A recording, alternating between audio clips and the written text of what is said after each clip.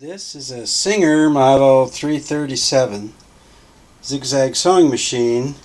It's a restoration project I'm doing, and I thought I was all done with it. It had problems with the tension and bobbin holder and a bunch of other stuff, so I did my restoration like in my series of the 337.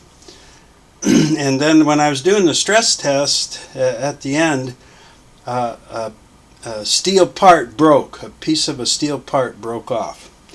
So I've got to replace that. And this is only about the fourth time over the years I've ever had to mess with this needle bar rocket bracket assembly.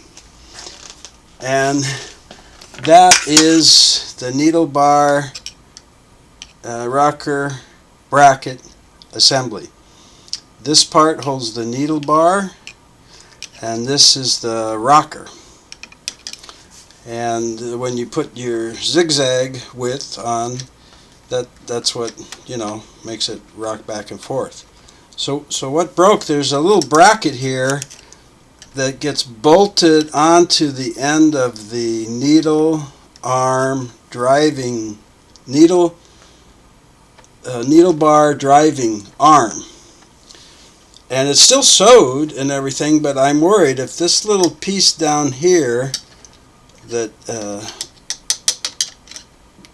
braces against the bolt that bolts onto the arm, if that broke, maybe it's going to vibrate loose over time, or maybe there's another crack or something in this, because I didn't see the first one, but it sure enough broke.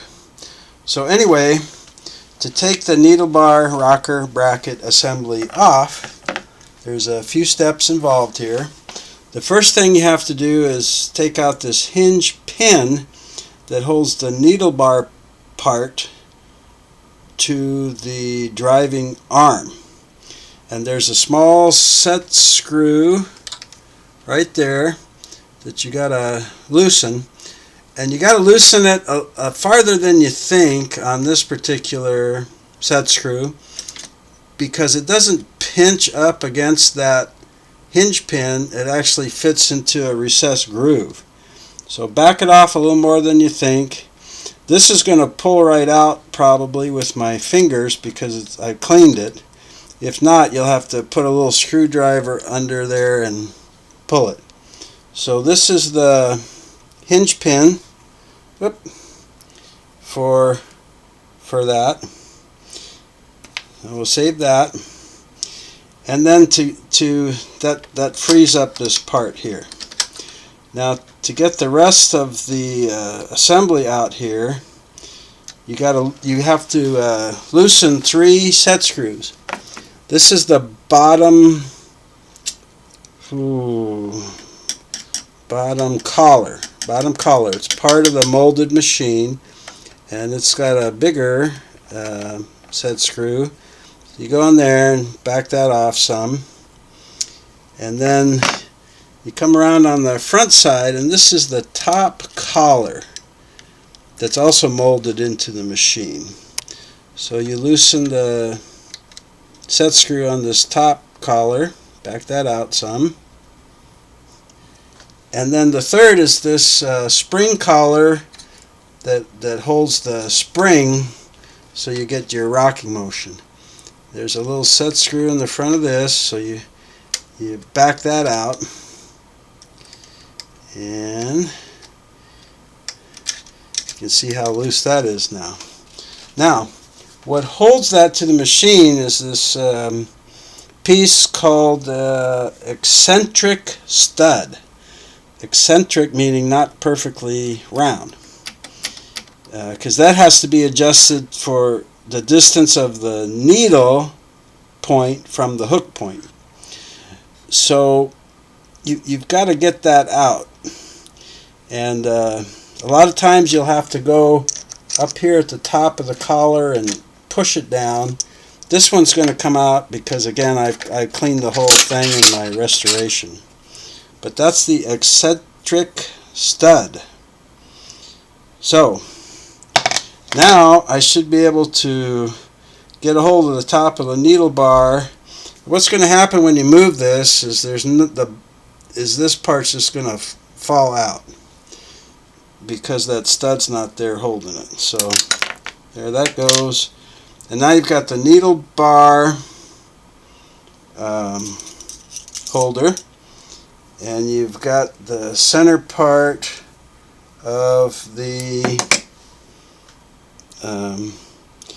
rocker bracket assembly, which is a collar and a spring.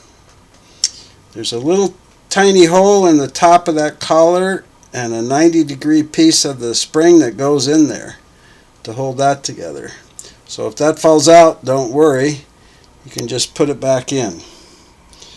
So to get this broken piece off, you can now move this away from the wall, and the adjuster's manual says that is a 1/4 inch bolt, and that's not true. This machine was made in Great Britain, and I think that it's a millimeter, but the closest thing I have is, if you're careful, a 5/16 thin open end wrench you can get in there. If you don't have a 5/16 inch wrench, you can carefully use a pair of needle nose, but don't strip the top of that bolt very much.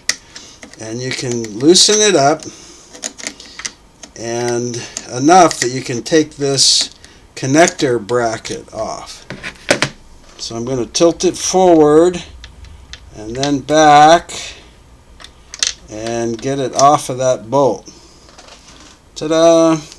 So this bottom of the arm, this is where the bolt sits, like right there. And the bottom of this bracket is what broke off. And like I said, it still was tight enough and it's sewed, but I just don't trust it. So, at the minimum, this part needs to be replaced. So where do you find this? Now, I start my vintage part search on thriftyfarmgirl.com. That's a website and a business owned by Connie McCaffrey. And I went there, and lo and behold, she not only had this part, but she had the whole assembly, which is even better, and I'll tell you why, for $8. So I ordered it. A couple days later it came. It was all packaged a lot better than this.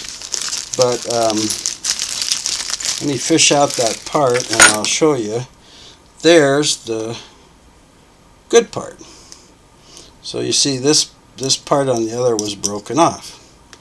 So now when that goes around the bolt, the bolt has the whole bracket to brace itself against. Let's see if I can slip that back on here with my clumsy fingers. Yeah, okay. So yay. So I'll just snug that up. And while I'm doing that, I'll tell you, the problem is when you take all this stuff apart and put it back together, a lot of times you're going to have to adjust your needle bar height. You're going to have to adjust your stitch width lever. You're going to have to reset the distance of the needle point from the hook point. And that setting is like from 0.000 to 0.002. So a different part from a different machine going into this machine, that could be off. So my point is, like, snug it up, but don't be crazy about tightening it, because it's hard to do once it's over here, and you're going to have to make some adjustments probably.